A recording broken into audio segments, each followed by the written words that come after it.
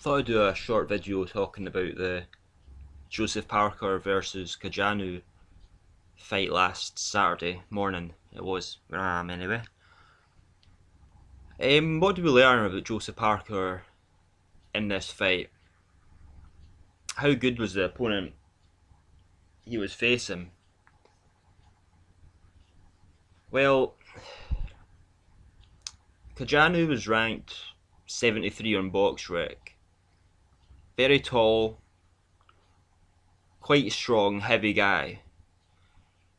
Cojanu pretty much spent the most of the time during this fight trying to clown Parker, trying to make Parker actually look quite bad in the fight. Parker did pretty much everything he possibly could do.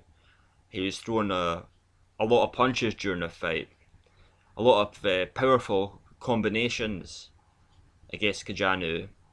He did actually look like he had Cojanu in some trouble in some parts of this fight, even though this guy could take quite a bit of a beating.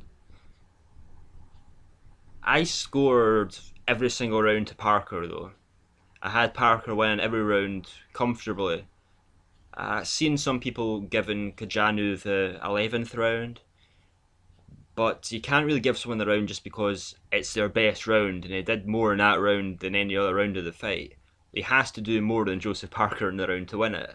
So you can't just give rounds away willy-nilly because he's having a little bit of a better performance. Parker undoubtedly won every single round of this fight. And no, he couldn't get the guy away. Parker, obviously from watching this fight and a few others now, we don't base power on one fight. We have to look at the whole picture. And it doesn't look like Joseph Parker's going to be as big a puncher as some of these other heavyweights that are out there. But does that necessarily mean that Joseph Parker cannot compete against him at all? Well, we're going to see. I mean, I really want to see Joseph Parker up against Deontay Wilder next. I think that's a fight that needs to be made for Parker and Wilder, for them to give a little bit more legitimacy to their actual belt. Deontay Wilder's not fought a really good opponent now for over 2 years. I think it's 2 years, 2.25 years even, or maybe even a bit more than that now, since he actually beats Deverne.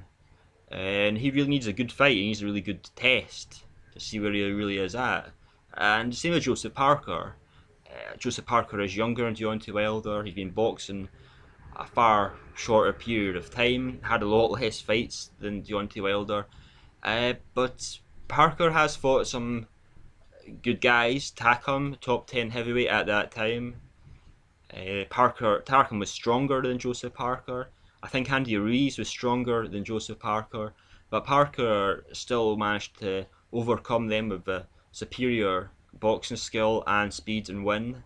Though they were very tough fights for Joseph Parker, and a lot of people were not expecting that from them fights. I didn't expect it from the Andy Ruiz fight. I did expect it from the Takam fight though. But against Cojanu, I think Joseph Parker showed very amazing stamina in that fight, which a lot of these highly touted heavyweights right now don't have. Deontay Wilder does have the stamina, I'll give him that, but the others don't seem to have the stamina of Joseph Parker, so that could play into his favour during fights as well. He does have a high work rate, he does put combinations together well. I'm still not sure if he's still vulnerable after throwing combinations. We didn't get to see that against Cojanu because Cojanu was not throwing very much back at Parker. He was just looking to survive the fight. Of course, if a journeyman like Cojanu survives a fight, he can, I mean, other people maybe look at him as a test to compare himself to Joseph Parker. So for Cojanu, this was a really good thing, just getting through the fight. I mean, when I was first watching it, I was thinking maybe Kojanu's waiting to try and let Parker wear himself down a bit, try and let Parker tire himself out, and then try and put it on Parker in the last couple of rounds, but it didn't even seem to do that. I don't think Cojanu had any ambition at all of trying to beat Joseph Parker during this fight. His ambition only was to survive for a better payday further down the line, and he succeeded in doing that. But as far as thinking did Joseph Parker look bad during this fight, well, I think people always have to compare them to past champions. Muhammad Ali didn't knock out every single opponent he faced. Even though some of them were poor opponents, he didn't stop them. Same with Holyfield, when he stepped up to heavyweight, he didn't even knock out half the heavyweights he faced.